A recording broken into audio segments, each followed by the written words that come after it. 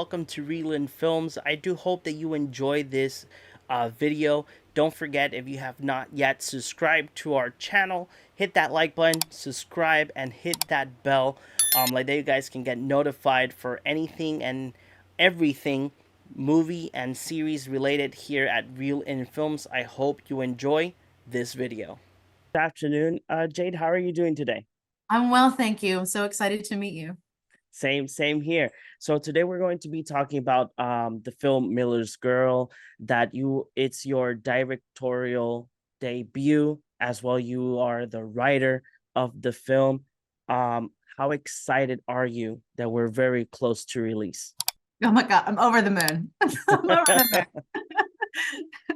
moon. That's amazing. So I wanted to my initial question would be, how was it working with the whole cast of the film? Oh my God. They were they're such a special group of people. They're all very kind and generous actors. Obviously, there's a lot of dialogue in this story. Every single one of these actors came prepared and like ready to play. Like they knew their characters in and out. They knew their lines really well. So when we got in there to shoot, we had room to explore and sort of play with each other. They could not be more correct. There's every single person cast, it couldn't be anybody but them. And that is so exciting to me. These characters are difficult, like there are ways that these characters could be played that could be really pretentious or could be really arch, because the film is, it's heightened reality. It's like 3 feet off of the ground. And all of these actors just understood the assignment. You know what I mean? Okay. Yeah, just touching bases on that. So I noticed that the film touches a lot of bases. Probably I'm wrong.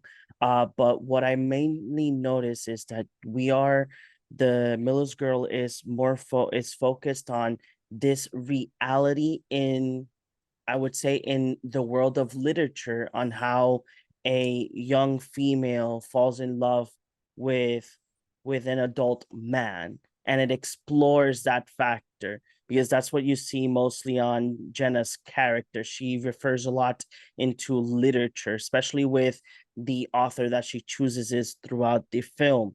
So it was that your initial take to bring of the film, have that aspect or look into life of, but in the perspective of literature.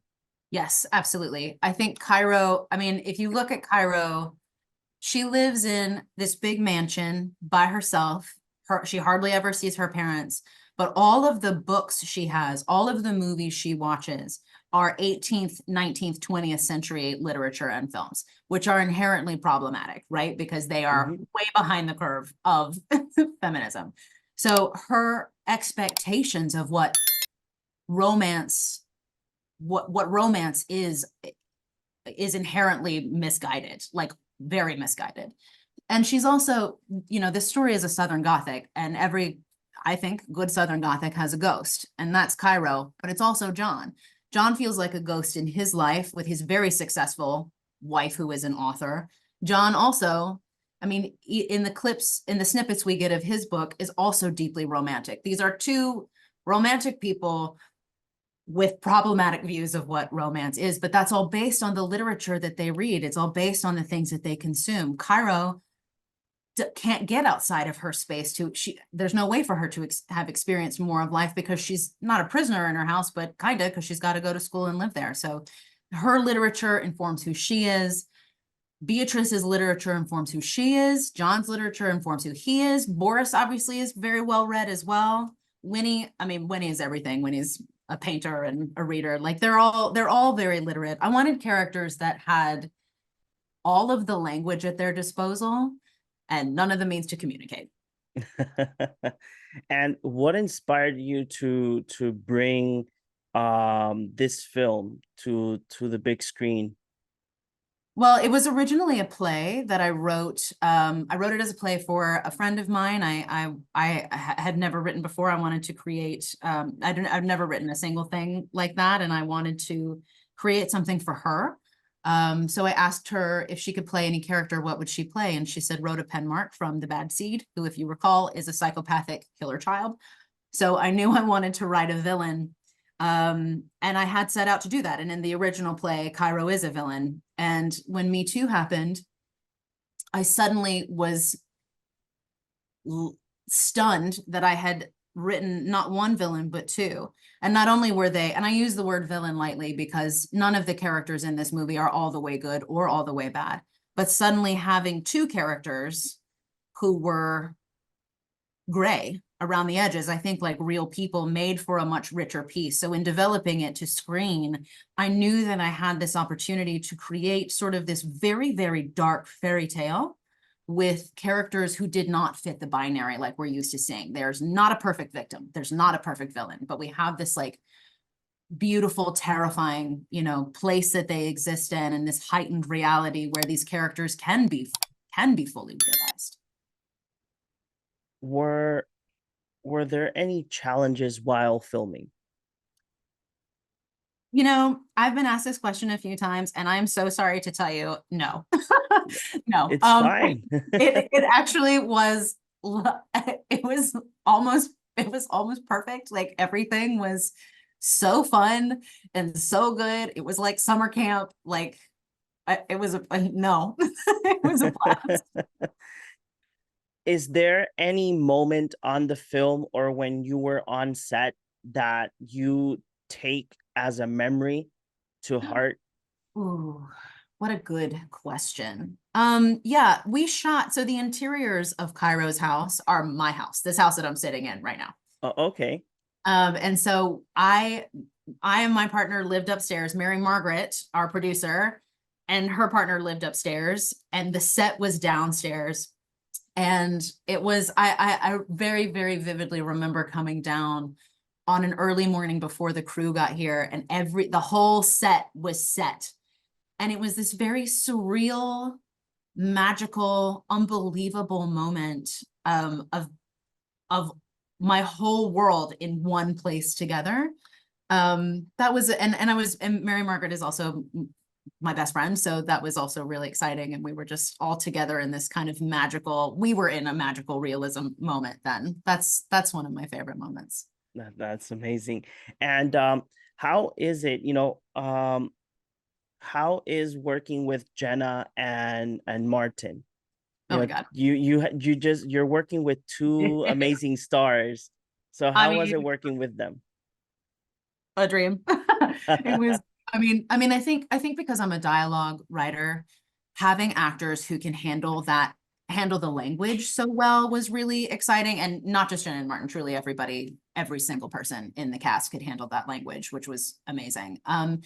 Their chemistry was just off the charts. My chemistry with them was off the charts. So we were like this little scary trifecta of making character magic. And it was, I personally, as the artist who wrote it, having these people bring these characters to life, they were so good at it that they didn't feel like my characters anymore. Like they were so good at creating these characters that I was, as the director, able to be objective about the characters, if that makes sense.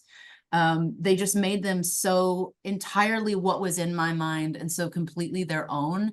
They're so intelligent, they're so generous, they're so terrifying, and they're so human. I think that people really want a villain. People want a good guy and a bad guy. This movie, I hate to say, does not have that, but both Jenna and Martin make these characters who are both good and bad very human. And I think that it's so extraordinary to watch. It's very beautiful.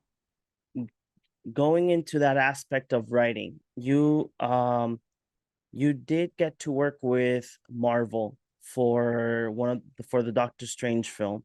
Mhm. How does it feel, or how much pressure do you think that you had, being the fact that Doctor Strange works for another company and this time you're working on something that is yours? Or are there any differences?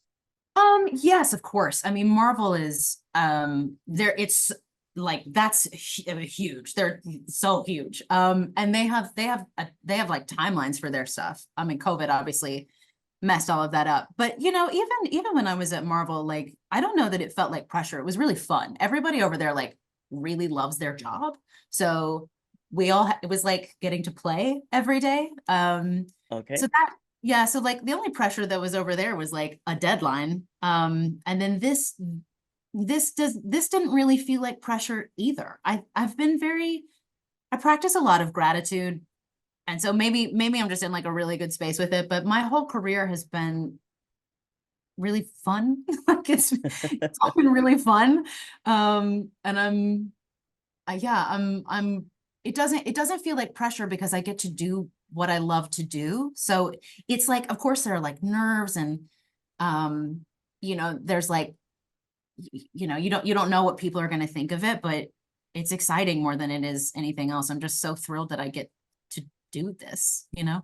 Okay, that's amazing. That's amazing. So Jade, this would be my final question. Um, if you could describe your film Miller's Girl with one word, you cannot use two, you cannot use three. It has to be only one word. How would you describe it? Gothic. Gothic? I see it. I see it.